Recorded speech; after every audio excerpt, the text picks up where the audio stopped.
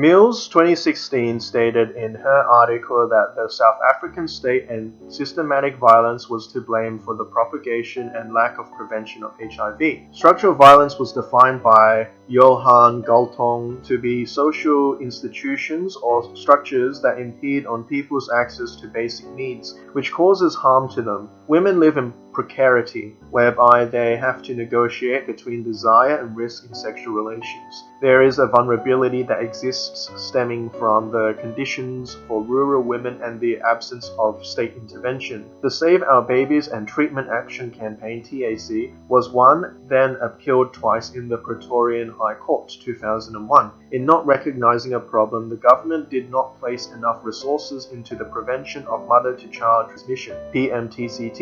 This has left many children and women behind as they are unaware of even having the disease and unable to attain treatment. There is also precarity in women's own relationships with their partner, since they find it difficult to negotiate for safe sex, which may risk them losing access to the partner's intimacy and support. Eastern Cape and KwaZulu-Natal were districts where rape was extremely prevalent, as 27.6% of men were found to have raped females, thus influencing economic, social, political, and cultural spheres of South Africa. There is a degree of interplay between the institution of the state, prevailing social norms, and inequality in the power dynamic between genders that perpetuate further vulnerability. Women, however, make the most of the precarious situations to find balance in meeting the need for sex, intimacy, and resources, neither being completely autonomous agents nor completely vulnerable victims, but rather are somewhere in between. Huntsman 2016 stated that AIDS policy making has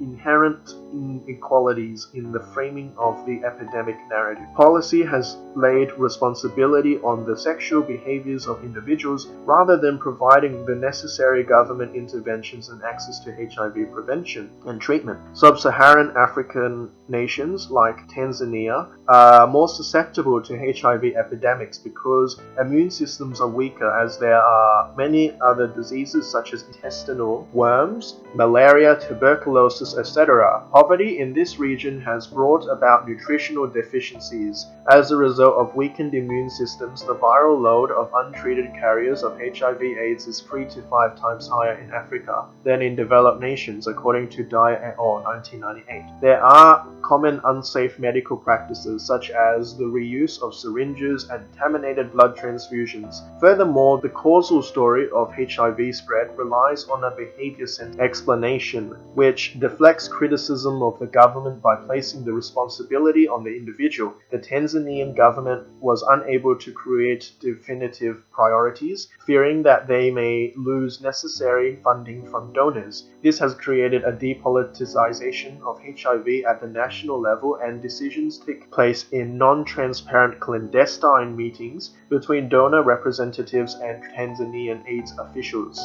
There are profound negative implications, as only 600,000 have access to treatment out of 1.4 million who have HIV in Tanzania. The people have no say, creating a technocratic humanitarianism. Therefore, in taking the HIV disease decision-making away from Tanzanian politics, the people can't directly choose or form a social movement to allocate the funding in how and who gets treatment. Question: how do we promote more decisive policy and effective politicking about the issue of HIV from governments of developing nations, who are themselves more susceptible to exploitative relationships from the aid of foreign powers and donors?